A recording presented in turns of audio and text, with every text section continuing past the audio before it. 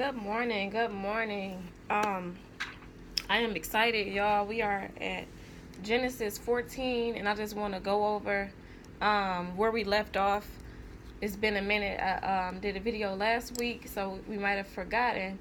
But right now we're at the point in the text where Abram and Lot have decided to part ways. Lot is Abram's nephew, and Abram was telling Lot, basically they had a conversation, and they were saying basically they're making so much money now, and they have all of these riches and gold, so the land is getting too small for the both of them.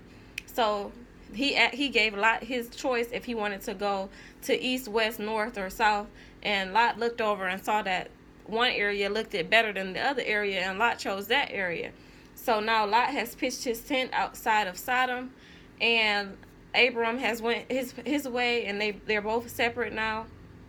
And this is the part where Abram is getting ready to go and see about his nephew. So this is Genesis 14, chapter 1. About this time, war broke out in the region. King Amphrael of Babylonia, King Arioch of Elasar, King Kedorlaomer of Elam, and King Tidal of Goim fought against King Beryl of Sodom, King Bershel of Gomorrah, King Shinab of Admah, King Shember of Zeboim, and the king of Bela, also called Zor. The second group of kings joined forces in Siddim Valley, that is the valley of the Dead Sea. For 12 years they had been subject to King Kedorlaomer, but in the 13th year they rebelled against him.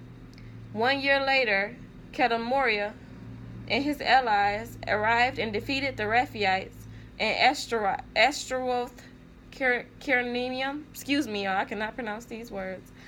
The Zuzites at Ham, and the Amites at Shavai Kerethaim, and the Horites at Mount Seir, as far as El Paran and the edge of the wilderness.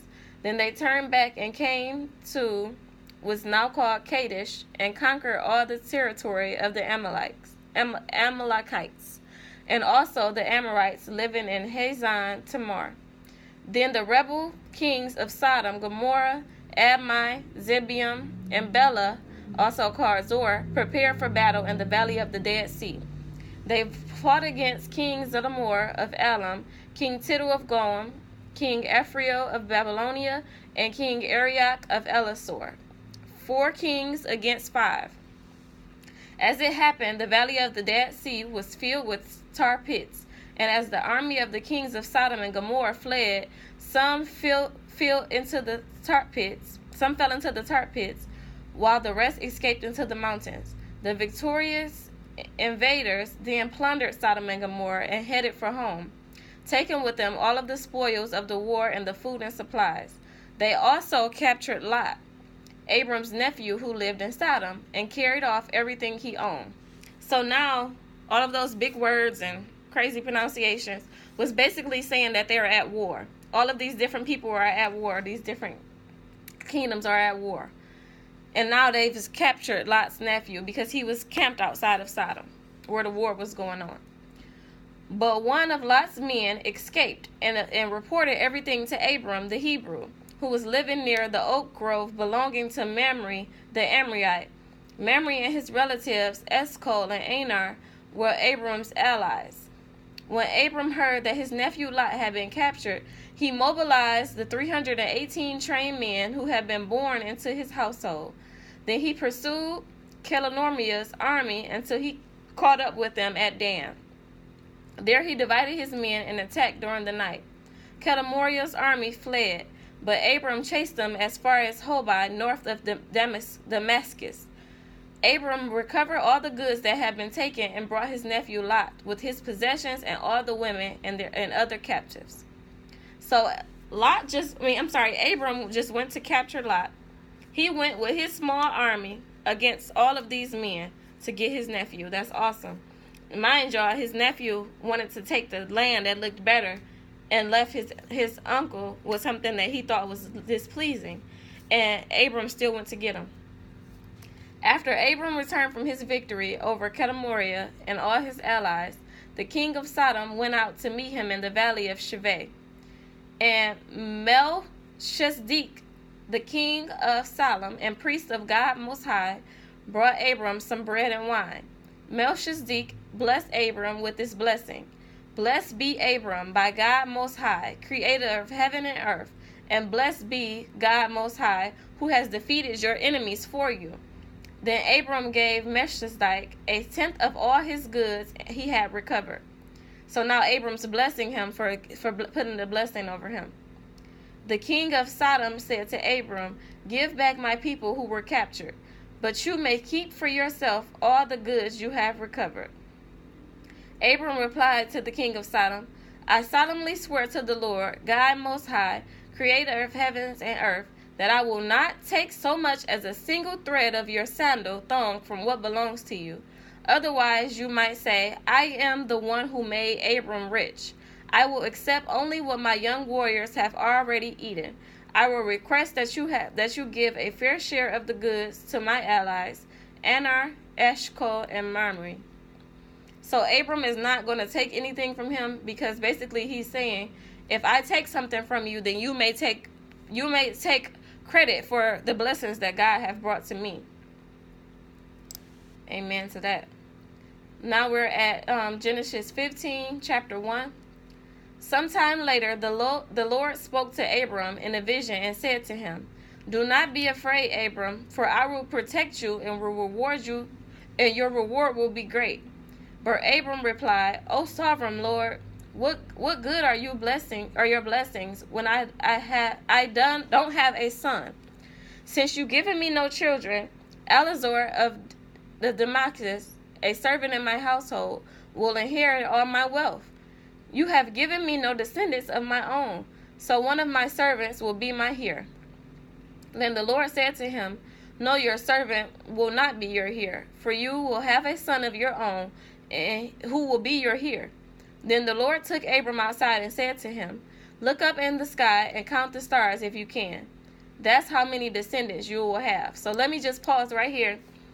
God is making a promise to Abram at this point. He's saying, even though you don't have a son, I will bless you with a son, and he will be your heir, not none of the servants. So God is making him a promise right here. And he's saying to him to go outside and count the stars. And if you can count the stars, that is how many people or descendants I will bring unto you. So he's going to make his name great. And Abram believed the Lord, and the Lord counted him as righteous because of his faith. Then the Lord told him, I am the Lord who brought you out of Ur of the Chaldeans to give you this land as your possession. But Abram replied, O sovereign Lord, how can I be sure that I will actually possess it? So he's questioning God right now at this point, because this is something different for him.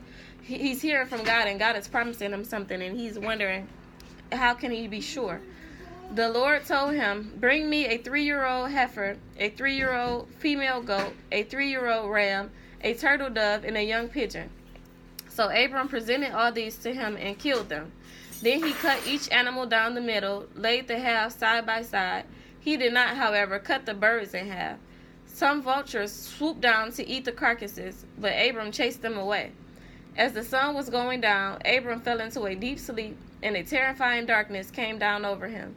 Then the Lord said to Abram, You can be sure that your descendants will be strangers in a foreign land, where they will be oppressed as slaves for 400 years. But I will punish the nation that enslaves them, and in the end they will come away with great wealth. So right now, God is saying to Abram that even though I'm going to bless you with these many descendants, they will be enslaved for 400 years.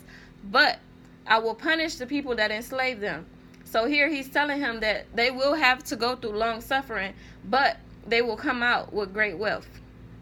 As for you, you will die in peace and be buried at a ripe old age.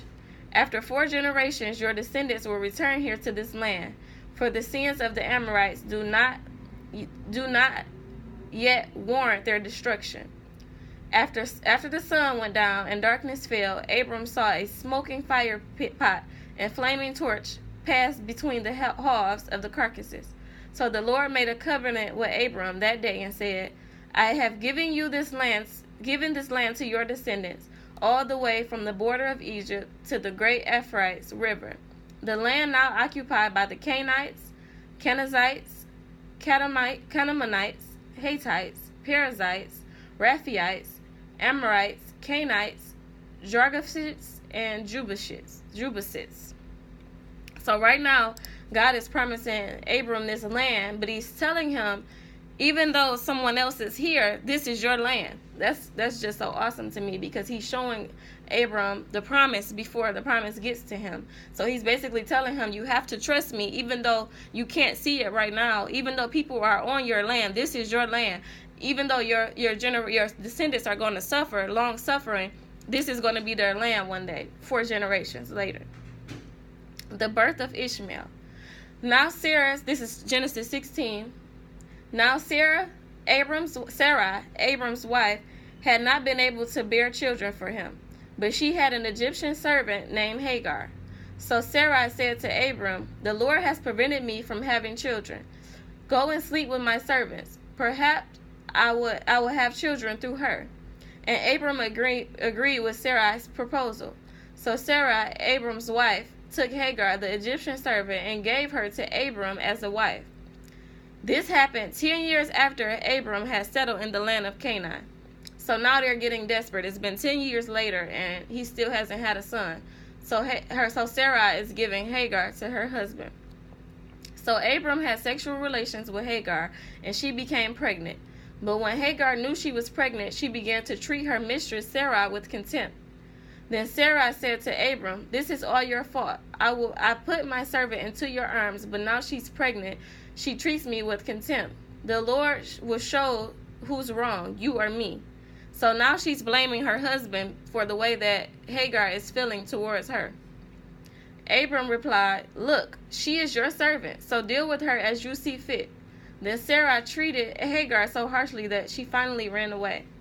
The angel of the Lord found Hagar beside a spring of water in the wilderness along the road to Shur. The angel said to her, Hagar, Sarai's servant, where have you come from and where are you going? I'm running away from my mistress Sarai, she replied. The angel of the Lord said to her, return to your mistress and submit to her authority. Then he added, I will give you more descendants than you can count. So now God is saying, go back. Long suffering also for Hagar, because she is the servant, and Sarah, who is Abram's wife, has made her husband plant this baby inside of her, and now she's making her feel bad, and they're not getting along. But God still says, go back, and I will give you more descendants than you can count. And the angel also said, you are now pregnant and will give birth to a son. You are to name him Ishmael, which means God hears, meaning God hears her cry. For the Lord has heard your cry of distress. This son of yours will be a wild man, as untamed as a wild donkey. He will raise his fist against everyone, and everyone will be against him. Yes, he will live in open hostility against all his relatives. Thereafter, Hagar used another name to refer to the Lord who had spoken to her. She said, you are the God who sees me. She also said, have I truly seen the one who shows me? So that well was named Beer-lahai, which means well of the living one who sees me. It can still be found between Kadesh and Bered. So Hagar gave Abram a son, and Abram named him Ishmael. Abram was 86 years old when Ishmael was born. So now this baby is born. Sarai's all upset with Hagar. Hagar is upset with Sarah. And now the baby is born. Abram is 86 years old. And we're going to see what happens next on the next video. And we'll be in Genesis 16. This is the New Living Translation, if you guys want to follow along. Again, I'm sorry that I can't pronounce the words all correctly. I'm just trying to get everyone a clear understanding and let you know that there's different versions of the Bible that are easier to understand. If you have any questions, you can comment. The next video will be Genesis 17 through 19. Have a blessed day.